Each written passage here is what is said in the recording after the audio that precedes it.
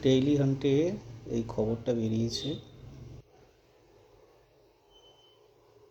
হায়দ্রাবাদের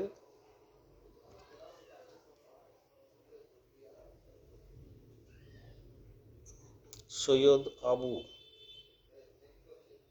মুসলিমদেরকে বলেছে যে ঈদের সময় রাস্তা অবরোধ করে নামাজ পড়তে। সে যে ভিডিও বানিয়েছে তার 2 মিলিয়ন ফলোয়ার্স আছে। সে মুসলিমদেরকে উস্কাচ্ছে গোটা ভারতবর্ষে যেখানে যেখানে মুসলিম আছে তারা যেন রাস্তায় নেমে রাস্তা অবরোধ করে নামাজ পড়ে, এবং সেই জন্যে তাকে পুলিশ গ্রেপ্তারও করেছে। কিন্তু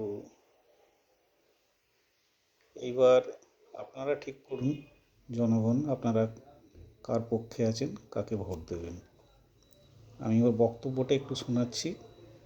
কি অদ্ভুত অদ্ভুত সব যুক্তি দিয়েছে রাস্তায় নামাজ পড়ার জন্যে। संभल नहीं, पूरे हिंदुस्तान में रोड पर नमाज अदा की जाएगी इंशाल्लाह। ईदगाह फुल हो गए तो रोड पर मुसलमान आकर नमाज पढ़ेंगे। किसी की माँ जनी तो इंशाल्लाह मुसलमानों को रोक कर दिखाएगी। रोड पर नमाज पढ़ने नहीं देंगे, रोड पर नमाज पढ़ेंगे तो हम केसेस बुक करेंगे, हम जेलों में डालेंगे। ये धमकियां दूसरों को दे लेना, मुसलमान ये धमकियों से डरने वाला नहीं है। इंशाल्लाह बड़ी तादाद में ईद की नमाज अदा की जाएगी।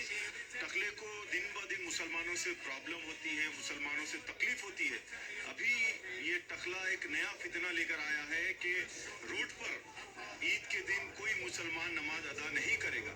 लेकिन ये टकले के शहर में रोड पर गुंडाइज्म चलता है, रोड पर जैसो लड़ाई झगड़े चलते हैं, रोड पर मासूम बच्चियों के साथ गलत काम किया जाता है, रोड पर होली मनाई जाती है, रोड पर ना जाने कैसे कैसे काम होते हैं, रोड पर जैसे मुसलमानों को नाजायज नाम पूछकर मारा जाता है। लेकिन ये टकले को रोड पे नमाज अदा करने पर बहुत तकलीफ हो रही है, इसको पेट में दर्द हो रहा।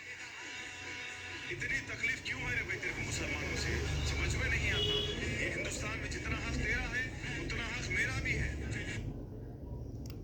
অদ্ভুত অদ্ভুত সব যুক্তি ও যে যে কারণগুলো দেখিয়েছে সেগুলোর জন্য কেউ রাস্তা অবরোধ করে সেই সমস্ত কাজ করেনি, কিন্তু ওরা নাকি নামাজ পড়বে রাস্তা অবরোধ করে।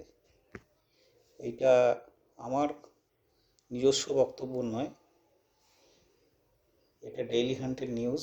হি also challenged authorities who had warned against offering prayers on public road in the same video.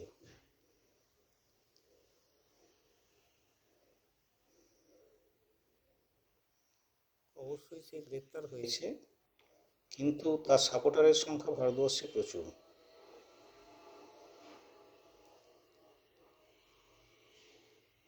সে আবার একটি এনজিও চালায়, যে এনজিওটা আবার গাজার শরণার্থীদের জন্য সাহায্য করে।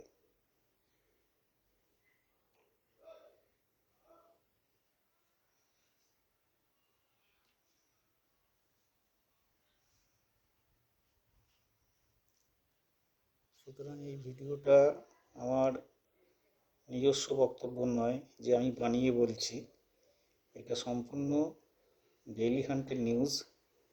আমরা দেখতেই পাচ্ছেন ওপি ইন্ডিয়া 16ই মার্চ 2026 3:27 পোস্ট করেছে। তাহলে হিন্দুরা আপনারা ঠিক করুন, আপনারা কি করবেন।